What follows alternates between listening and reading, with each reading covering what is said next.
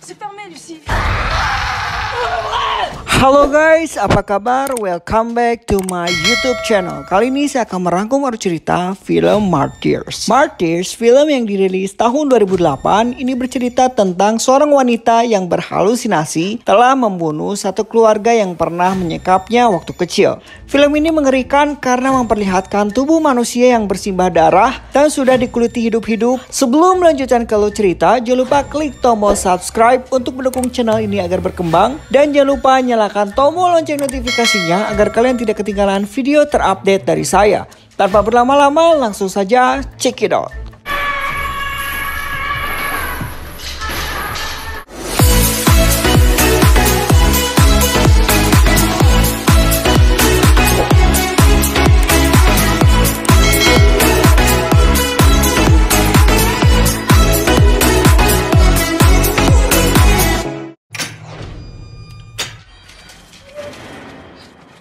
Film ini dibuka dengan adegan seorang gadis cilik yang tubuhnya terlihat penuh luka berlari seolah kabur dari sesuatu.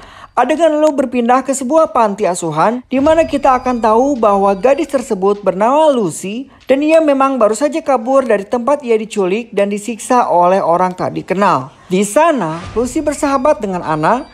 Kejadian itu ternyata berdampak pada pribadi Lucy yang menjadi paranoid, bahkan seringkali ia merasa diteror oleh sosok makhluk menyeramkan seperti monster.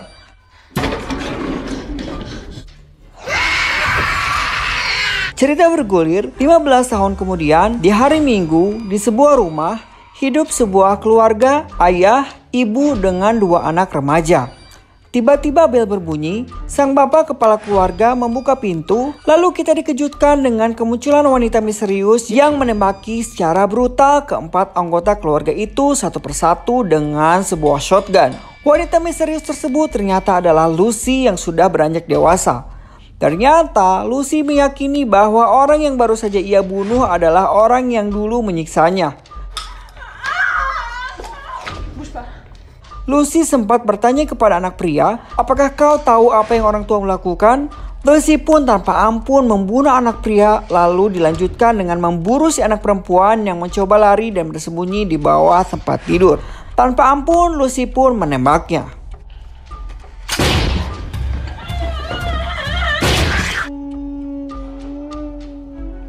Lucy beranggapan keluarga itu adalah orang-orang yang melakukan penyiksaan terhadap dia di masa lalunya. Dan juga dia melakukan itu demi terlepas dari penampakan wanita yang menghantuinya. Dalam keraguannya tentang benar tidaknya apa yang telah dilakukannya, Lucy menghubungi Anna untuk datang ke rumah itu dan membantu membereskan semuanya. Tapi ternyata kisahnya tidak semata-mata hanya mengenai balas dendam dan teror yang dialami Lucy. Lucy merasa ada seseorang yang memperhatikannya dan secara mengejutkan monster yang selama ia lihat kini memburu dirinya.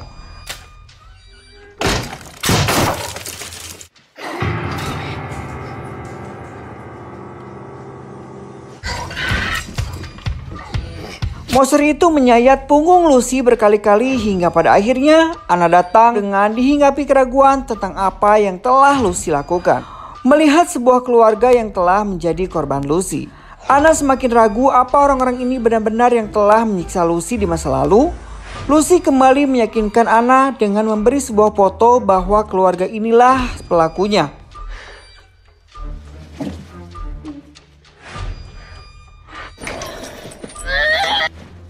Di malam hari, Anna berusaha membuang mayat-mayat tersebut ke lubang pipa dengan disaksikan oleh Lucy.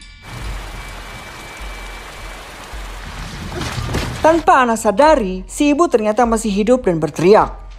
Dalam keraguannya Anna berusaha membantu sang ibu dan menenangkannya. Di sisi lain, Lucy kembali diserang oleh sang monster.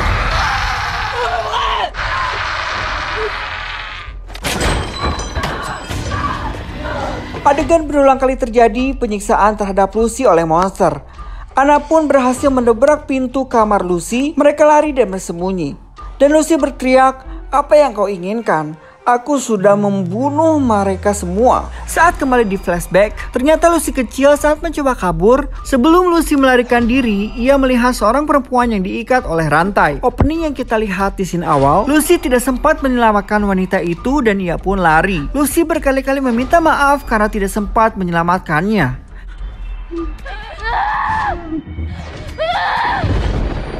Di sini terungkap, monster itu adalah wanita yang terikat rantai di masa lalu. Scene kembali kepada Anna. Ketika dalam proses membereskan kekacauan ini, Anna dipergoki Lucy yang hendak akan menyelamatkan sang ibu. Dengan brutal, Lucy memukul kepala ibu itu sampai hancur dengan palu.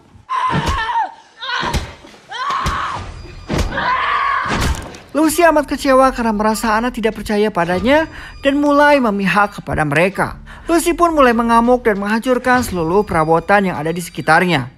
Kini monster itu datang kembali dan menghampiri Lucy. Tangan Lucy disayat dengan cutter.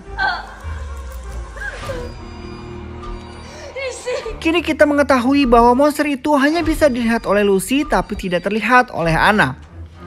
Lucy pun akhirnya bunuh diri dengan melompat menerobos jendela lalu memotong lehernya dengan cutter.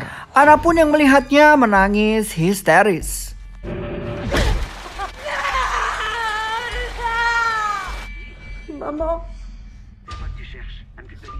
Keesokan pagi, saat Anna sedang menelepon ibunya, tiba-tiba terdengar suara hentakan di dalam lemari. Setelah dibuka, ternyata lemari tersebut terhubung menuju bawah tanah. Di sana terdapat ruang rahasia.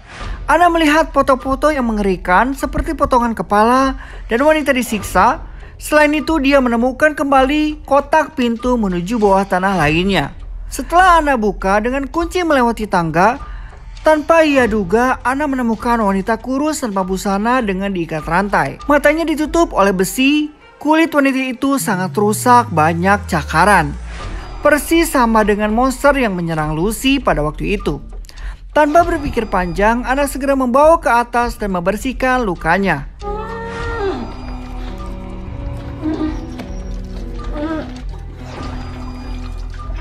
Anna mencoba membuka besi yang terikat di kepala wanita tersebut.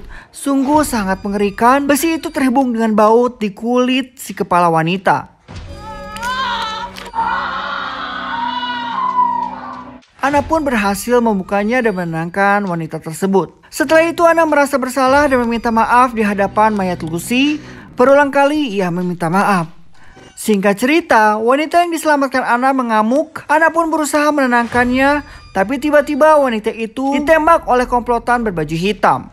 Di antaranya, satu wanita dan dua laki-laki. Kemudian Anna diborgol dan diseret oleh wanita si baju hitam, lalu dibawa ke bawah tanah. Rumah itu segera dibersihkan oleh para komplotan tersebut. Beberapa saat kemudian datang nenek tua, sepertinya nenek ini adalah geng dari komplotan. Nenek itu mengatakan bahwa Lucy adalah anak yang kabur 15 tahun yang lalu. Ia pun menceritakan kebenaran tentang orang yang dibunuh Lucy adalah wanita yang dulu menyiksanya. Dan Lucy kini menunjukkan kegigihannya, tapi pada kenyataannya Lucy adalah korban seperti yang lainnya. Jelas si nenek itu. Di hari pertama, Anna terbangun di tempat yang gelap dengan tangan terikat oleh rantai. Ia pun berteriak meronta berusaha melepaskan rantai tersebut.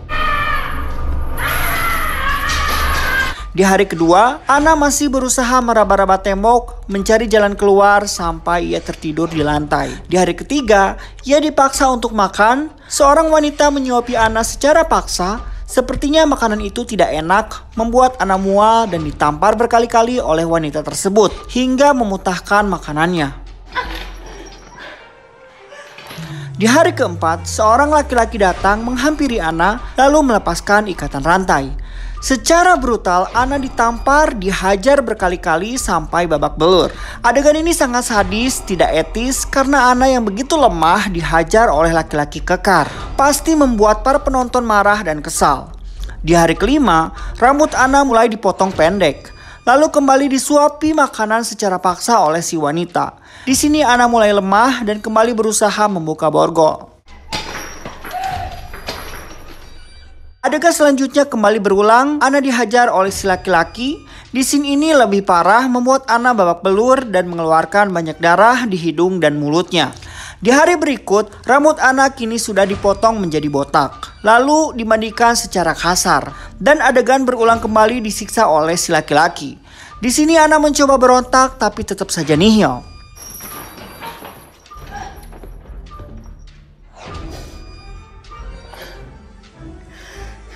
Di sini Anna sudah terlihat semakin pasrah dan depresi.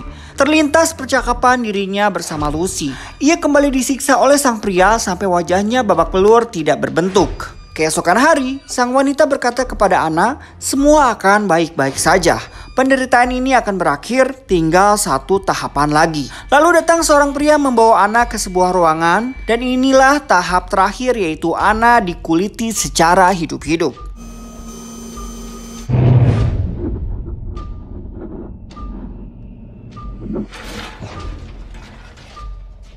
Singkat cerita, sang wanita melihat mata Anna menuju ke atas.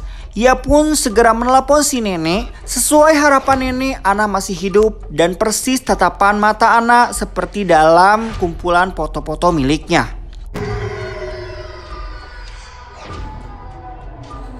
Si nenek pun bergegas datang dan melihat kondisi Anna. Ia mempertanyakan kepada Anna, apa yang kau lihat? Apakah ada dunia lain? Anna yang terbaring lemah di atas meja akuarium membisikkan kepada si nenek. Kita sebagai penonton tidak tahu apa yang sebenarnya dibisikkan Anna kepada si nenek. Cerita bergulir, rumah itu banyak didatangi orang dengan memakai baju serba hitam. Akhirnya kita mengetahui bahwa ini adalah perkumpulan sekte. Si lelaki tua menyatakan kepada tamu-tamu bahwa Anna adalah martir. Anna adalah seorang yang luar biasa. Selama 17 tahun hanya dia orang yang sanggup mencapai tahapan terakhir dan membuat apa yang dia lihat setelah kematian. Dan dia adalah martir yang sah, begitu ungkapnya. Di sisi lain, Pak Tua menghampiri si nenek. Ia mengetuk pintu dan mengatakan bahwa para tamu sudah menunggunya di bawah. Lalu si nenek itu berkata, bisa Anda bayangkan apa yang terjadi setelah kematian? Tanpa pikir panjang, wanita tua itu mengambil pistol dan meletakkan ke mulutnya. Film pun selesai.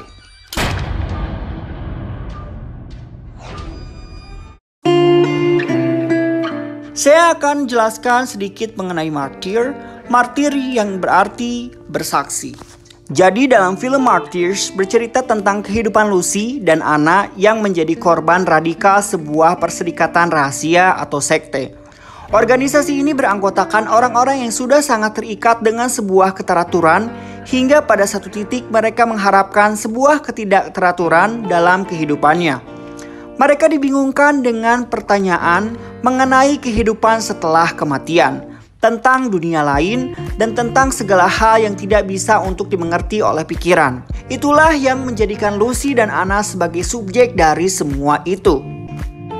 Organisasi yang ada dalam film Martyrs mempercayai bahwa dengan penderitaan yang ada di dalam tubuh, maka jiwa akan tercerahkan mengetahui tentang dunia fana. Para anggota ini melakukan penyiksaan terus-menerus terhadap Lucy, Anna, dan perempuan lainnya.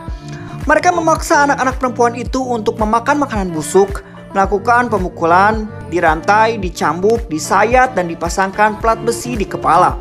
Mereka memaksa tubuh untuk kehilangan kenyamanan seperti yang selama ini diterima. Mereka percaya ketika tubuh dan jiwa sudah merasa sakit dan hampa, maka akan siap mendapatkan kekuatan. Tubuh yang tersakiti hingga mendekati kematian dipercaya akan membuat kesadaran dalam diri. Well, cukup sekian penjelasan tentang film Martyrs. Untuk video selanjutnya, saya akan segera merangkum kembali film-film yang lebih seru. Saya ingatkan kembali, jangan lupa videonya di-share ke teman-teman atau keluarga kalian. Siapa tahu mereka menjadi ikut terhibur dengan video yang saya suguhkan. Thank you for watching. Sampai ketemu di next video. See you next time and wassalam.